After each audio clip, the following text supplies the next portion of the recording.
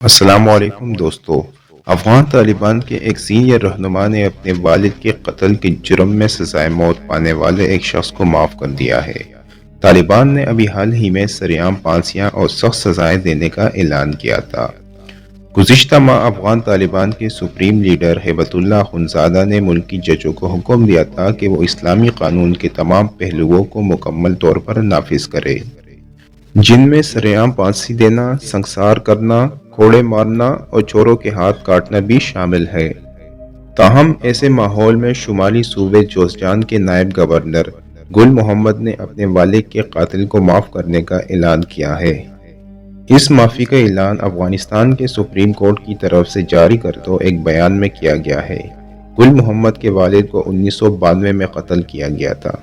ایک افغان شرعی عدالت نے ملزم عبدالقیوم کو قتل کا مجرم قرار دیا تھا اور اسے اسلام کے نظام انصاف آنکھ کے بدلے آنکھ کے تحت پھانسی دینے کی سزا سنائی گئی تھی، لیکن نائب گورنر نے معافی دیتے ہوئے اس کیس کو ختم کرنے کی اپیل کی ہے۔ عدالت میں دی گئی ایک درخواست میں گل محمد نے کہا، قاتل کے اہل خانہ نے مجھ سے مجرم کو معاف کرنے کی درخواست کی تھی۔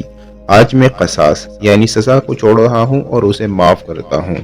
دوستو، یہ فیصلہ ایک ایسے وقت پر سامنے آیا ہے جب ابھی چند روز پہلے ہی قتل کے ایک مجرم کو سرعام پھانسی دی گئی تھی۔ گزشتہ برس اگست میں اقتدار میں آنے کے بعد یہ افغانستان میں پہلی سرعام پھانسی تھی۔ یہ پھانسی 7 دسمبر کو مغربی صوبے فرح میں دی گئی تھی اور اسے مقتول کے والد نے خود انجام دیا تھا۔ مقتول کے والد نے مجرم کو عوام کے سامنے 3 گولیاں بھی ماری۔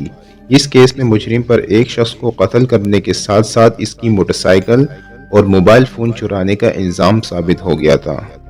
دوستو، طالبان کے سپریم لیڈر ہیبت اللہ اخندزادہ ابھی تک قندھار میں کسی نامعلوم مقام پر رہائش پذیر ہے اور وہیں سے اپنے احکامات جاری کرتے ہیں۔ دوستو، اس کے ساتھ ہی آج کی اس ویڈیو کا اختتام ہوتا ہے۔ مزید اس طرح کی ویڈیو کے لیے ہمارا چینل سبسکرائب کرنا نہ بھولیے۔